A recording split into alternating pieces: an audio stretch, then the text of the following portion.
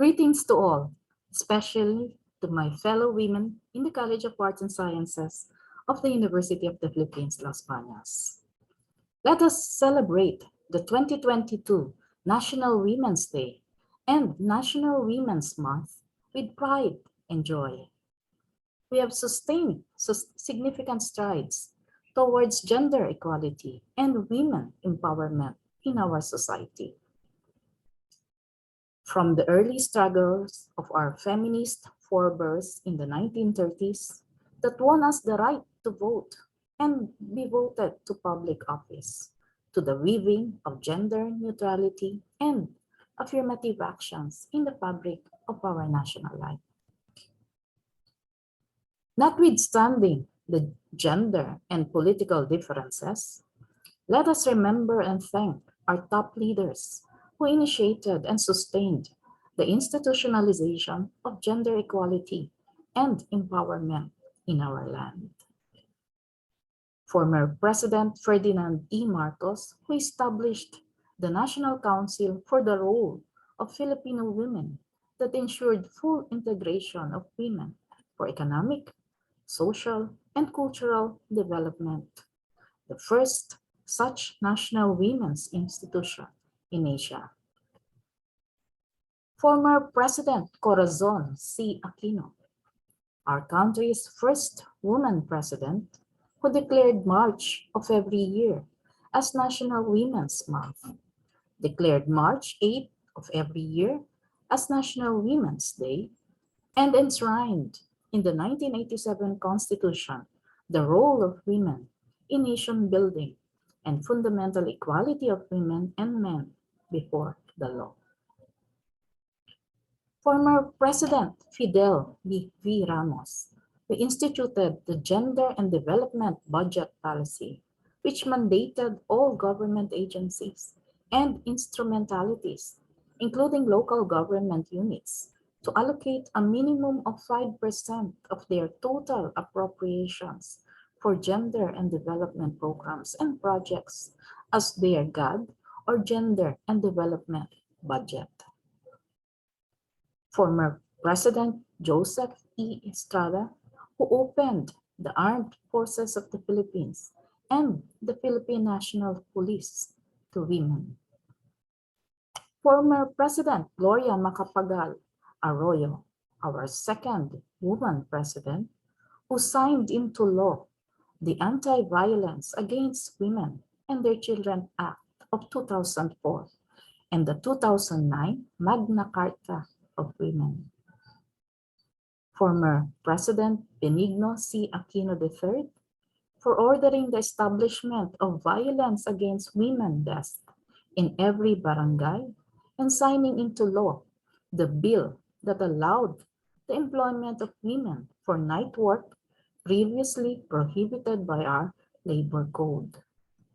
And incumbent President Rodrigo R. Duterte, who called for the full implementation of the Magna Carta of Women down to the barangay level, expanded the paid maternity leave to 105 days, and signed into law the Safe Spaces Act, which penalizes all forms of gender-based sexual harassment committed in public spaces, educational or training institutions, workplace, as well as in online space.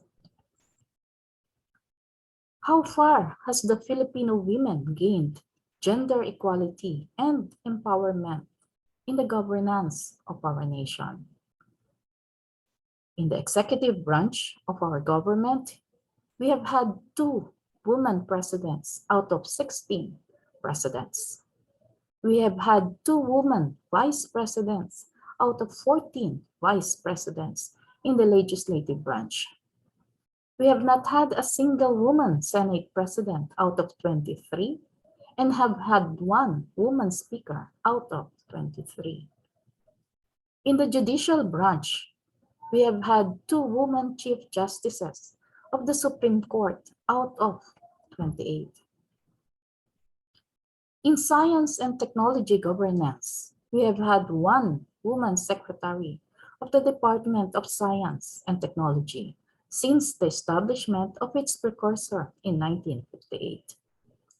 We have had 2 women presidents of the National Academy of Science and Technology since its creation in 1976. We have had 11 women national scientists out of 42.